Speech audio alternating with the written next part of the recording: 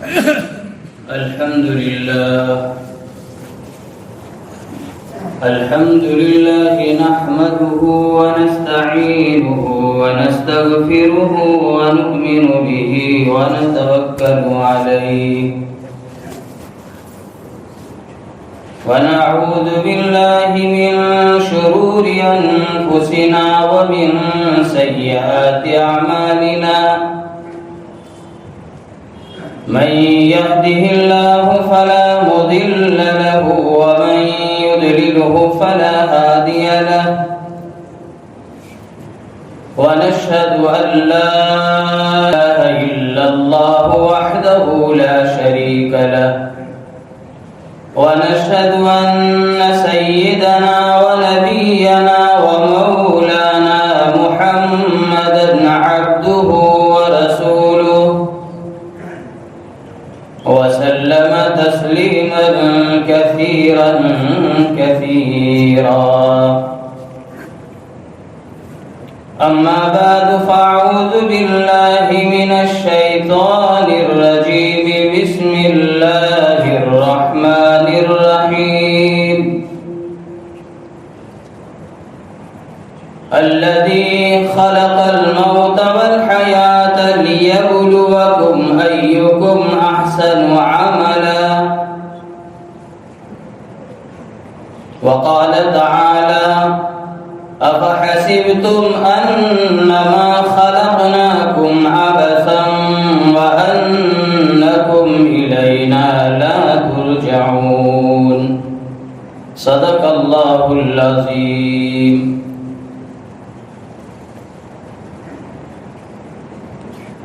بزرگان محترم اور عزیز دوستو،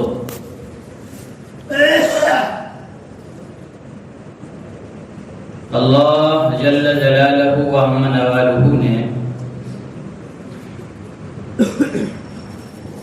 حضرت انسان کو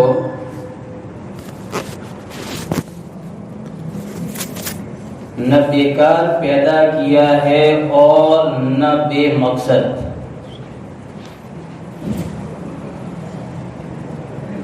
بیکار بھی نہیں اور بے مقصد بھی ہے. افحسبتم انما خلقناکم عبثا وانکم الینا لا ترجعون. حق تعالی شانہ فرماتے ہیں تمہارا کیا خیال ہے؟ کیا تم یوں ہی بیکار پیدا کیے گئے؟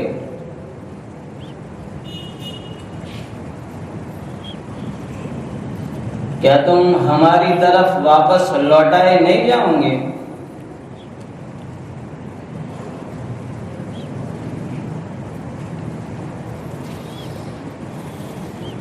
اس لیے محترم دوست اور بزرگوں، ہم اپنی زندگی کے مقصد کو سمجھیں کہ ہم کون ہیں، ہماری ذمہ داری کیا ہے، ہم دنیا میں کیوں آئے ہیں. ہم آزاد نہیں ہیں کہ جو چاہے دیکھے، جو چاہے بولے، جو چاہے سوچے.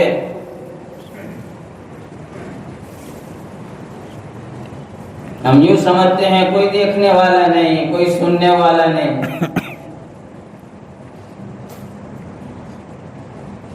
اور اللہ تبارک و تعالیٰ کا زبردست نظام ہر بندے کے ساتھ ہے. آنکھوں کی ہر حرکت، کانوں کی سماعت اور دل میں اٹھنے والے جذبات اور احساسات، کہ ان تمام پر اللہ تبارک و تعالیٰ کا زبردست پہرا ہے.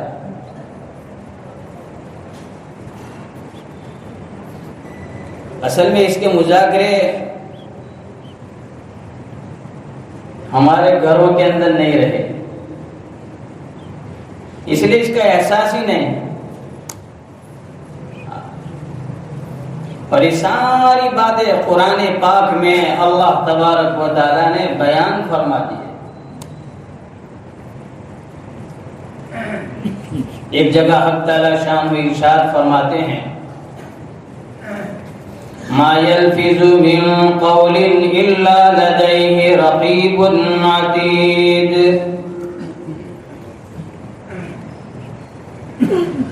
ہم جو بھی بولتے ہیں، غصے میں بولے، مذاق میں بولے، لکھا جاتا ہے۔ وَإِنَّ عَلَيْكُمْ لَحَافِظِينَ كِرَامًا كَاتِبِينَ يَعْلَمُونَ مَا تَفْعَلُونَ۔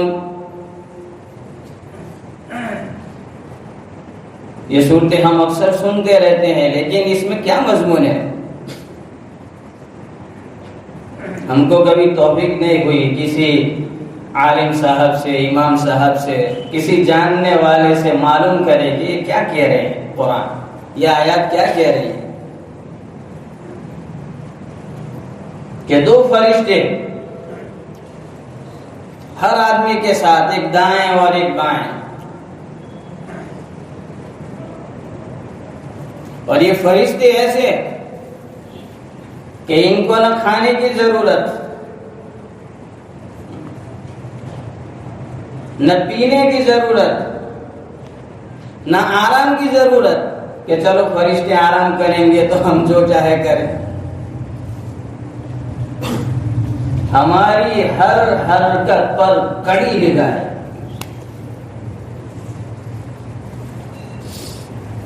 آج ہر مسلمان اللہ ماشاءاللہ خدا کے ڈر کے بغیر زندگی گزار رہا ہے،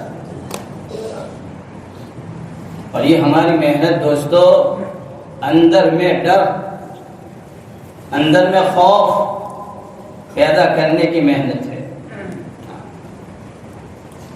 کہ ہر آدمی کے ساتھ دو فرشتے کہ جنہیں نہ کھانے کی ضرورت، نہ پینے کی ضرورت، نہ آرام کی ضرورت، ہر حرکت پر فرشتے کی زبردست نگاہ ہے۔ اور پھر ایک جگہ حق تبارک و تعالی قرآن کریم میں ارشاد فرماتا ہے، فرمایا ان السمع والبصر والفؤاد كل اولئک کان عنہ مسئولا۔ او میرے بندو میرے پاس سنبھل کے آنا۔ کون کہہ رہا ہے؟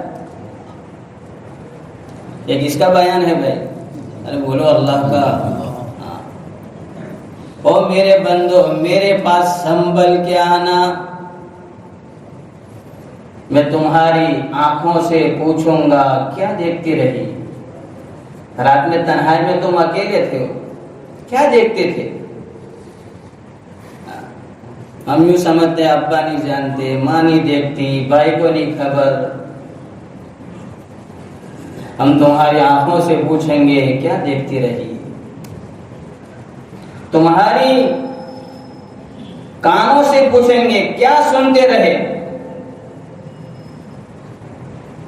اور تمہارے دل کے اندر کیا جذبات، تمہارے دماغ کے اندر ایک دوسرے کے بارے میں کیا کھچڑی پک رہی تھی۔ ہم پوچھیں گے محشر میں، اور اس دن کہ اس دن تیرے بدن پر تیرا زور نہیں چلے گا، یہ ہمارے حکم سے بولے گا، اور بدن کا ایک ایک عضو بولے گا۔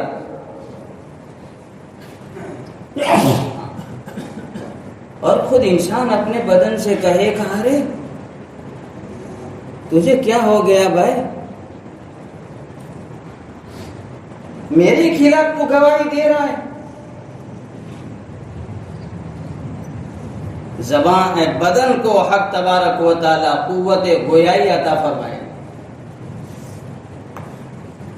اور بدن کہے گا، جسم بولے گا کہ ہم کیا کریں۔ انتقن اللہ الذی انطق کل شیء، ہمیں وہ ذات بلوا رہی ہے جس نے ہر چیز کو قوت گویائی عطا فرمائی. خود انسان اپنے بدن کو ملامت کرے گا، ذلت کی انتہا، کہ میں تمہاری ہی وجہ سے، تمہاری ہی لذت کی وجہ سے یہ کام کرتا تھا اور تم میرے ہی خلاف ہو گئے.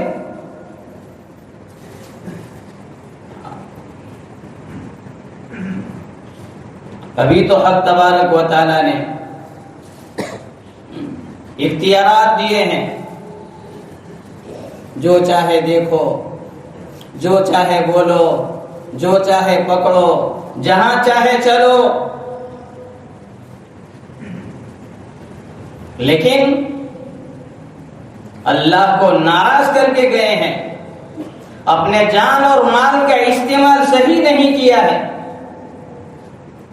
تو پھر قیامت میں حق تبارک و تعالی نافرمان انسانوں کے اختیارات کو سلب کر لے گا اور قبر سے اندھا اٹھائے گا. وَمَنْ أَعْرَضَ عَنْ ذِكْرِي فَإِنَّ لَهُ مَعِيشَةً ضَنْكًا وَنَحْشُرُهُ يَوْمَ الْقِيَامَةِ أَعْمَى. یہ ساری باتیں کلام پاک میں ہیں کہ قیامت میں ہم کیسے اٹھائیں گے. آنکھوں سے دیکھنے کی طاقت ختم فرما دیں گے، اندھا. زبان سے بولنے کی طاقت یہ ختم کر دیں گے. ہاتھ سے پکڑنے کی طاقت یہ ختم کر دیں گے. جیسے کسی کو پیرالیسس ہو جائے ہاتھ میں، وہ پکڑ سکتا ہے کوئی چیز؟ یا پیر میں پیرالیسس ہو جائے، لکوا ہو جائے، وہ چل سکتا ہے؟ کہ وہ سارے اختیارات ہم کھینچ لیں گے نافرمان انسانوں کے. صحابہ نے پوچھا، یا رسول اللہ صلی اللہ علیہ وسلم، جب یہ اختیارات ختم آپ سلب فرما اللہ ختم کر دیں گے تو یہ بندہ محشر کے میدان میں کیسے چلے گا؟ ہمارے آقا صلی اللہ علیہ وسلم نے کہ جس ذات نے بندے کو دنیا میں پیر کے بل چلایا، وہ عظیم ذات قیامت میں محشر میں نافرمان بندے کو سر کے بل چلائے گا. سر نیچے، پیر اوپر، اور راستے میں تکلیف دینے والی جو چیز ہوگی، کانٹے پتھر وغیرہ، اپنی ہونٹ اور زبان سے صاف کرتا ہوا جائے گا.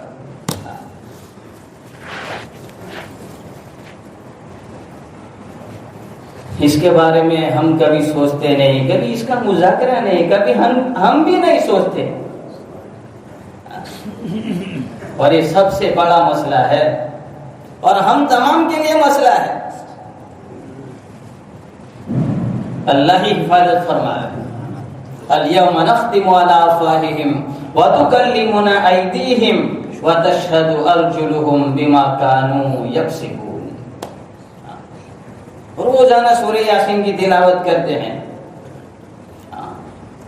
جاننے والے سے پوچھے کہ یہ آیتیں کیا کہہ رہی ہیں، کہ ہم تمہاری زبان پر مہر لگا دیں گے،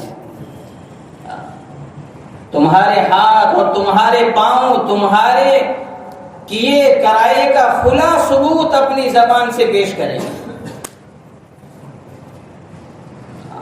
اس وقت میں ساری دنیا کے مرد و عورت اس اعتبار سے زندگی نہیں گزار رہے ہیں کہ ہم پر کوئی نگہبان ہے جو ہمیں دیکھ رہا ہے، ہماری ایک ایک حرکت پر اس کی نگاہ ہے، اور کل آخرت میں ان سارے کیے کرائے کو ہمارے سامنے پیش کر دے گا. اس اعتبار سے ہماری زندگی میرے دوستوں نہیں گزر رہی. بس یعلمون ظاہرا من الحیات الدنیا وهم عن الآخرة هم غافلون. کہ ہم اس دنیا کی چند روزہ زندگی کے جمیلوں میں اتنا پھنس گئے کہ آخرت سے غافل. ایمانداری کے ساتھ بتاؤ، کیا ہم اپنے گھروں میں آخرت کے مذاکرے ہمارے بیوی کے سامنے، بچوں کے سامنے، ماں باپ کے سامنے کرتے؟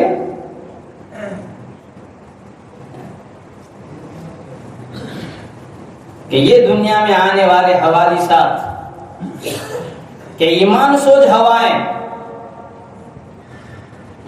جیسے ابھی ہمارے امیر صاحب کہہ رہے تھے اللہ ان کی عمر میں برکت عطا فرماوے، صحت عطا فرماوے، کہ جیسے سائنسداں آنے والے حوادث کی خبر دیتے ہیں کہ ابھی سیلاب آنے والا ہے، ابھی ہوا کا طوفان آنے والا ہے، یہ اہل اللہ ہمارے علماء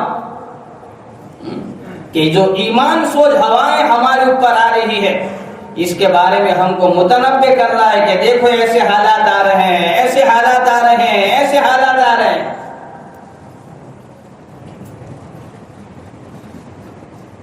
ہم اس کے مذاکرے ہمارے گھروں میں میرے دوستوں نہیں کرتے. کیا ہم کو ہماری اولاد سے، ہماری بیوی بچوں سے پیار محبت نہیں؟ ان کی دنیا کی ساری چیزوں کی فکر، لیکن ان کی زندگی پاکیزہ بنے، یہ دین کا مددگار بنے. کہ بچہ بڑا ہو کر کیا کرے؟ اللہ کے دین کا مددگار کرے. اس کو مولانا یوسف صاحب رحمۃ اللہ علیہ فرمایا کرتے تھے کہ ہر آدمی، ہر مسلمان اپنے بچوں کی اس لیے تربیت کرے، نیت یہ کرے کہ یہ بڑا ہو کر اللہ کے دین کا مددگار بنے. بڑی بات فرمائے. ہماری تو پہلا لفظ ہی ہمارا غلط کہ یہ دنیائی تعلیم حاصل کرے گا تو اس کی لائف بنے گی، اس کی زندگی بنے گی، اس کی روٹی کا مسئلہ حل ہو جائے گا.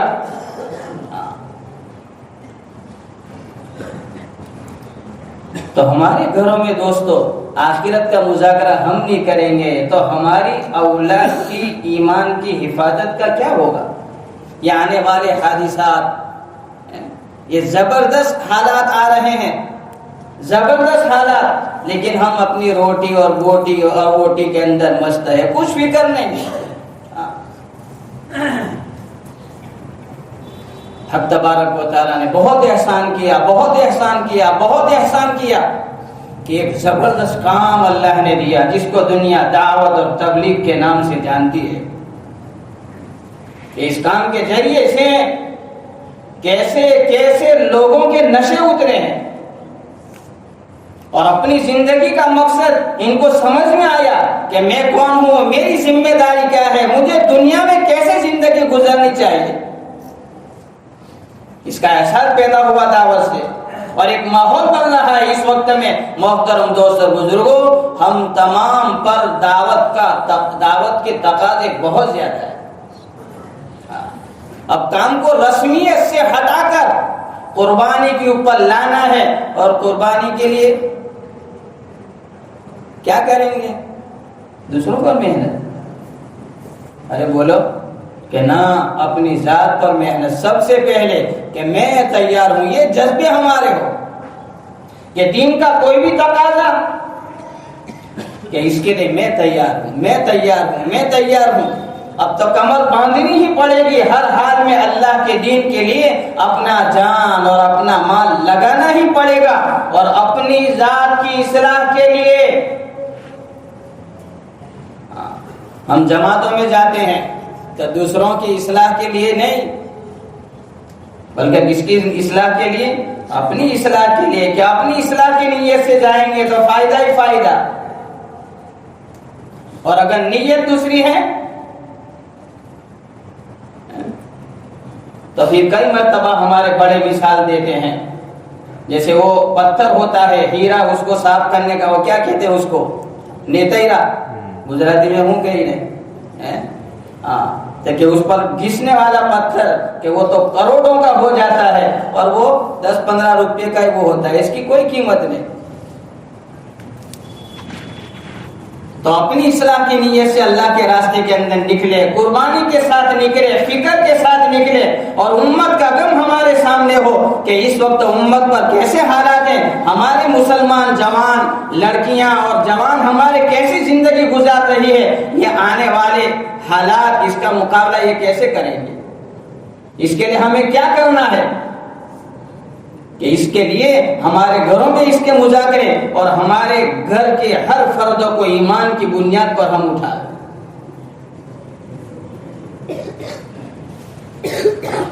تو قرآن یوں کہتا ہے یعلمون ظاہرا من الحیات الدنیا وہم عن الآخرۃ ہم غافلون، کہ ہم اس دنیا کی چند روزہ زندگی کے جھمیلوں میں اتنا پھنس گئے کہ آخرت کی زندگی سے ہی غافل۔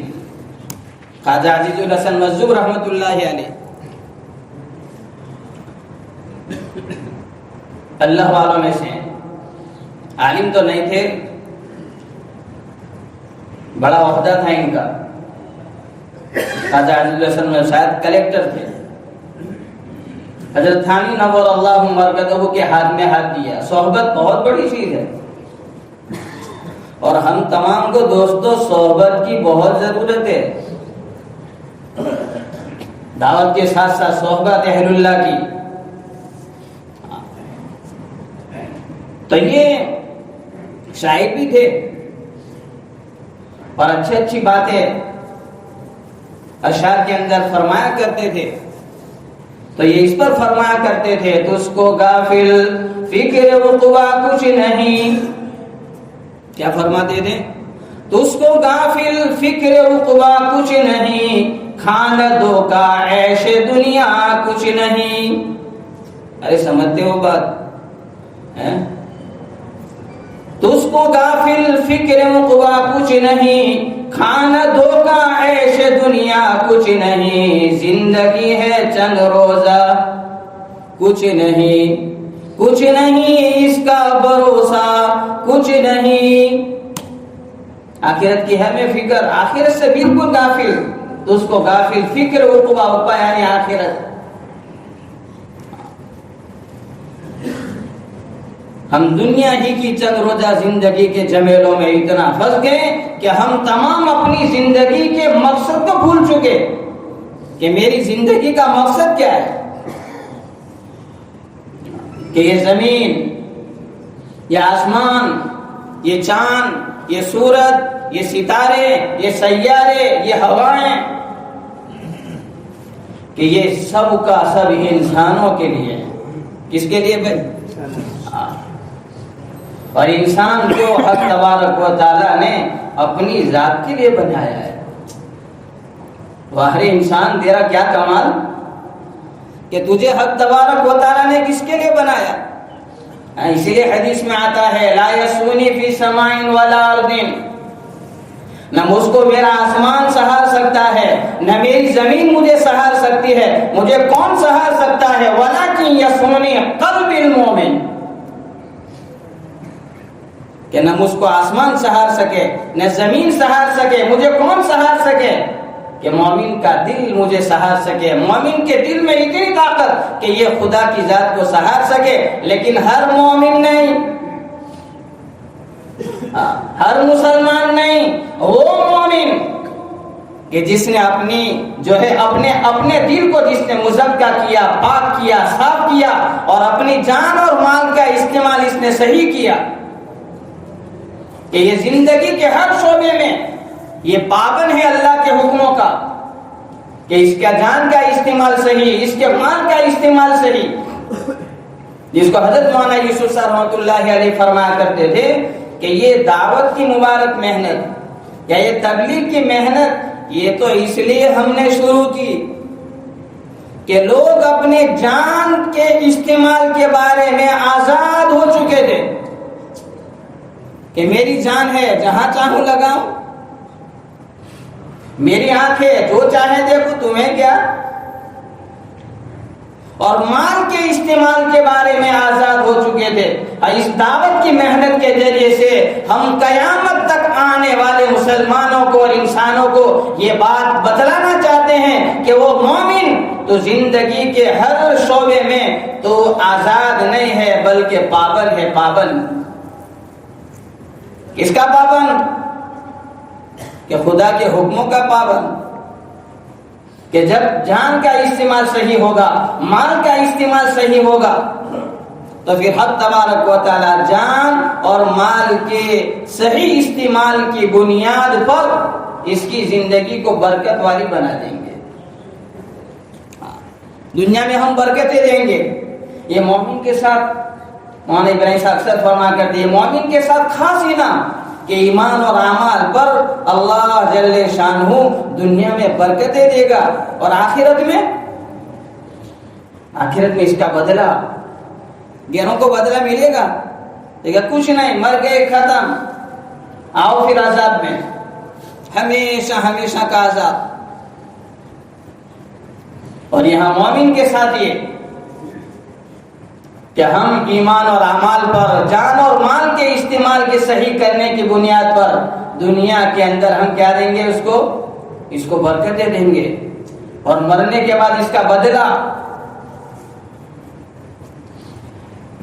لیکن مومن اپنی زندگی کے مقصد کو سمجھے دعوت کی محنت کے ذریعے سے کہ حق تبارک و تعالیٰ نے مجھے کس کے لیے پیدا کیا ہے۔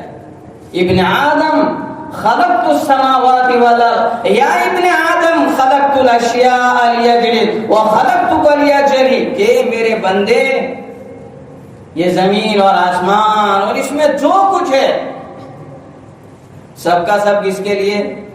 تیرے لیے، اور تو دکان کے لیے، فیکٹری کے لیے، کارخانے کے لیے، بیوی کے لیے،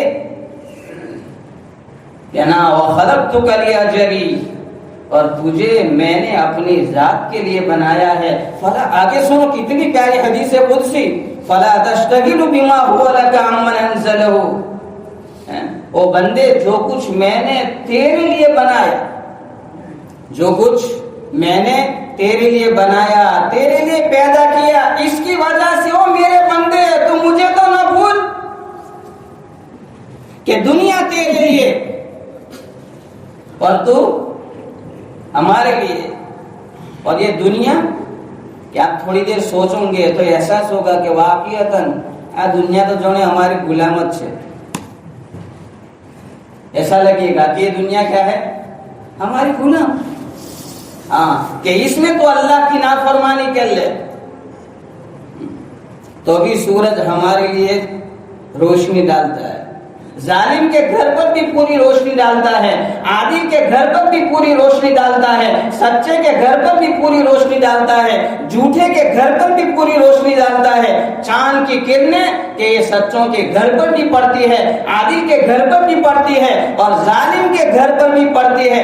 ایسا لگتا ہے گویا سارا کا سارا نظام اور یہ ساری چیزیں ہماری غلام، ہاں، لیکن آگے فرمایا کہ اللہ تم سے غافل نہیں، اللہ تم سے غافل نہیں۔ فَلَا تَحْسَبَنَّ اللَّهَ غَافِلًا عَمَّا يَعْمَلُ الظَّالِمُونَ، اے میرے حبیب آپ انہیں بتا دیجئے جو کچھ تم کرتے ہو اس سے میں غافل نہیں، جانتا سب کچھ ہوں۔ اللہ کا علم کامل، اس کا سننا کامل، ہم جو کچھ کرتے ہیں اللہ جانتے کہ نہیں جانتے؟ اللہ کا علم اتنا کامل ہے کہ یعلم خائنۃ الاعین وما تخفی الصدور،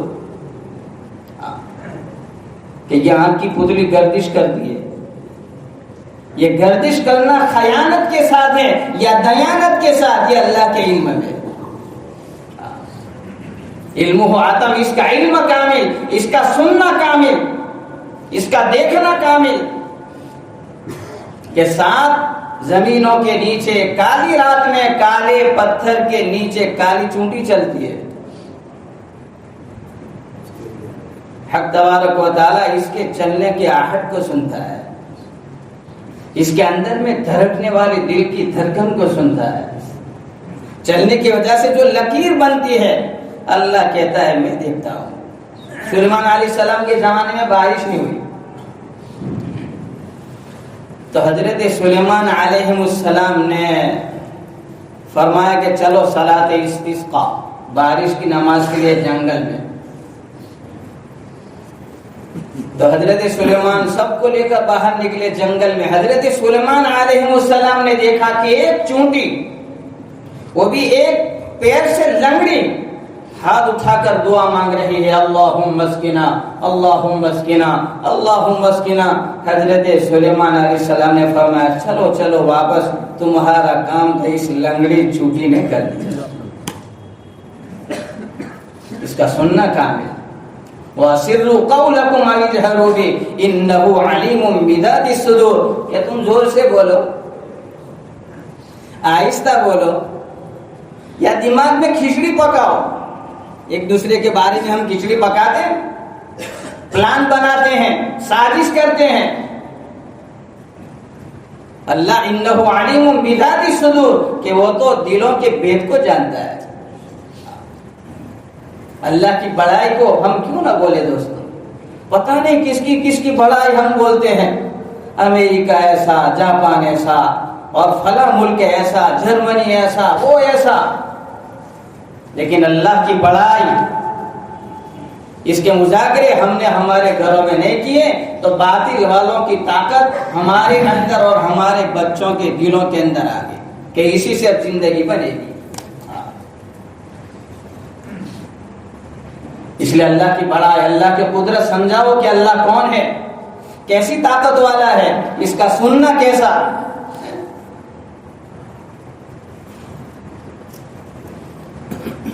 اس لیے محترم دوستوں بزرگوں, اس وقت میں یہ ایمان سوز ہوائیں چل رہی ہے. روزانہ ہمارے سامنے واقعات آ رہے ہیں. مسلمان لڑکے لڑکیاں, اچھے گھر کی لڑکے لڑکیاں اسلام چھوڑ کر کہیں اور جا رہے ہیں. اور آنے والے حالات اتنے خطرناک ہے, اتنے خطرناک کہ آقا صلی اللہ علیہ وسلم نے پیشین گوئی فرمائی. اللہ اس فتنے سے ہماری امت مسلمہ کی حفاظت فرماوے کہ ایمان پر جمنا اتنا مشکل جیسا کہ یہ ہتھیلی پر انگارہ رکھنا آسان کام ہے.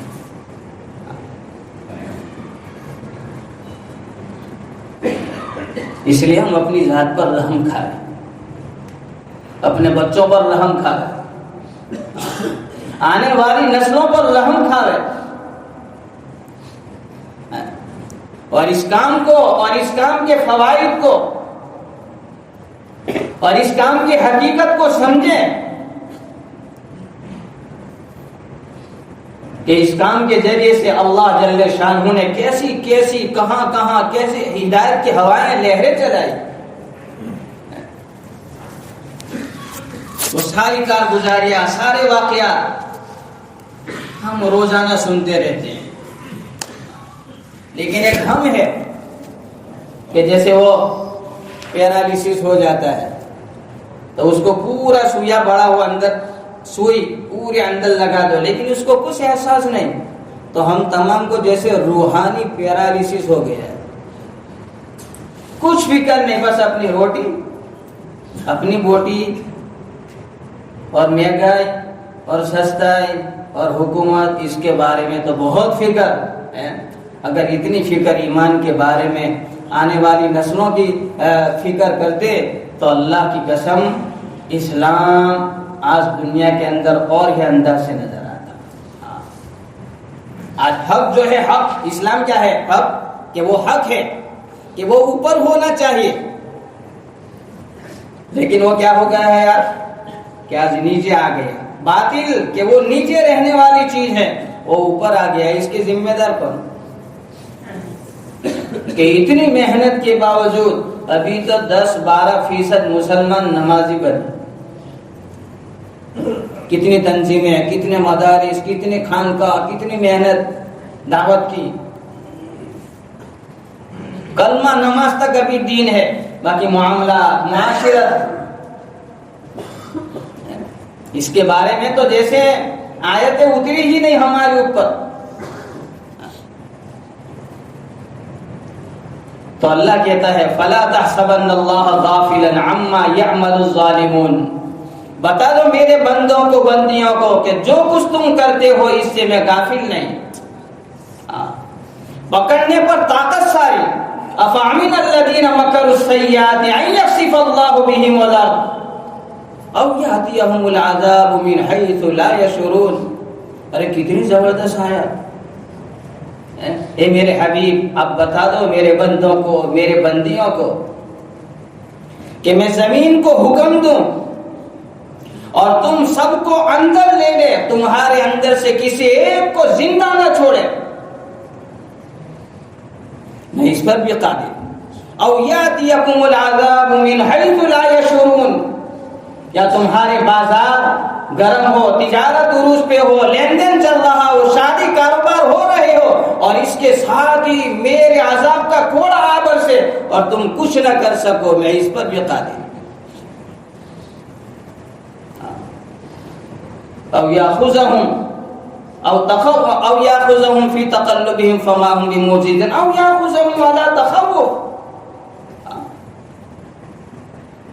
کہ میں تمہیں ترسا ترسا کے ماروں, ڈرا ڈرا کے ماروں, یہ بھی کر سکتا ہوں. دنیا میں ایسے حالات, کبھی کوئی بیمار ہوتے ہیں, ایسی بیماری تعزیت کے لیے جاوے تو آنکھوں میں آنسو آ جاتے کہ بچہ رو کتلو ری بھائی, اللہ انہیں اٹھائے لے تو ہارو. یہ عبرت ہے, ہمارے لیے عبرت ہے. ہاں, اللہ کہہ رہا ہے میں ڈرا ڈرا کے ماروں, ترسا ترسا کے ماروں, یہ بھی کر سکتا ہوں. اصل میں قرآن کو سمجھنا چھوڑ دیا ہم نے, قرآن والوں کے پاس بیٹھنا چھوڑ دیا, علماء کے پاس بیٹھنا چھوڑ دیا. ابھی اپنا مشورہ تھا تو مشورے کے اندر یہ بات ہے کہ دو چیزوں کا اکرام, کہ یہ دین کا اکرام ہے, اور ایک کا تعلق حضور اکرم صلی اللہ علیہ وسلم کی روحانیت سے ہے, اور وہ ہے علماء. ان کا اکرام, ان کا ادب یہ ضروری ہے. اور دوسرا کہ حضور اکرم صلی اللہ علیہ وسلم کی ذات اقدس سے, اور وہ ہے سید حضور اکرم صلی اللہ علیہ وسلم کی اولاد, کہ جب یہ ان دو طبقوں کا اکرام ہوگا تو کہ دین کا اکرام ہوگا. تو علماء کے پاس بیٹھو, ان سے قرآن کیا کہتا ہے سنو.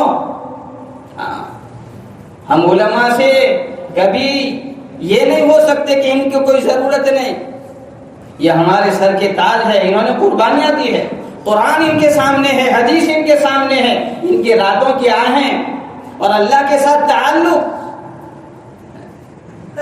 جبکہ دعوت کی مبارک محنت کے ساتھ ہر ایک کے ساتھ ہمارا, علماء کرام کے ساتھ ہمارا تعلق, اور دوسرے طبقات کے لوگوں کے ساتھ بھی تعلق, اس لیے کہ ہم سب کے لیے ہم کو رحمت بننا ہے, اور سب کو اس کام کے اندر لانا ہے, اور سب کو اس کام کے اندر قربانی کے اندر لانا ہے.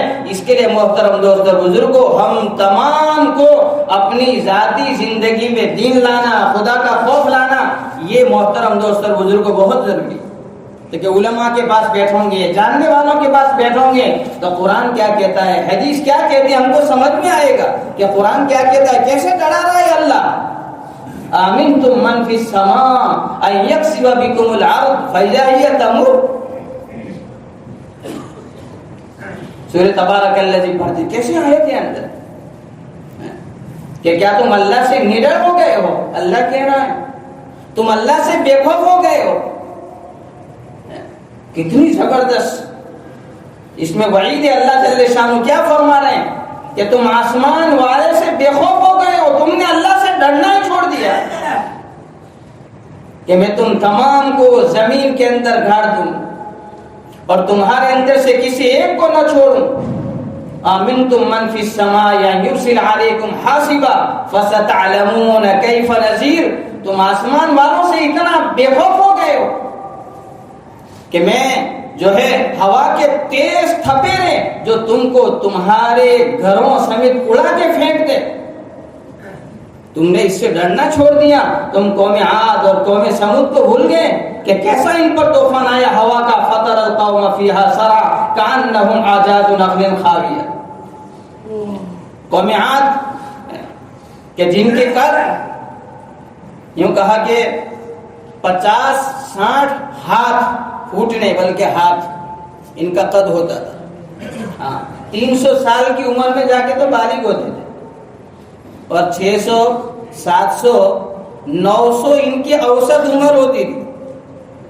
پھر کمال کی بات یہ کہ ان کے دانت نہیں ٹوٹتے تھے، بال سفید نہیں ہوتے تھے، مہندی لگانے کی ضرورت نہیں پڑتی تھی، اور ان کی کمر ٹیڑھی نہیں ہوتی تھی، لیکن کچلے گئے۔ وَثَمُودَ الَّذِينَ جَابُوا الصَّخْرَ بِالْوَادِ، اور وہ قوم سمود جو پہاڑوں میں مکان بناتی تھی، وَفِرْعَوْنَ ذِي الْأَوْتَادِ، اور وہ فرعون جو سوریوں پر لٹکا دیتا تھا۔ کیا ہوا؟ اللہ جل شانہ نے تمام کو ختم کر دیا، برباد کر دیا۔ یہ محترم دوستو بزرگو قرآن کریم میں یہ واقعہ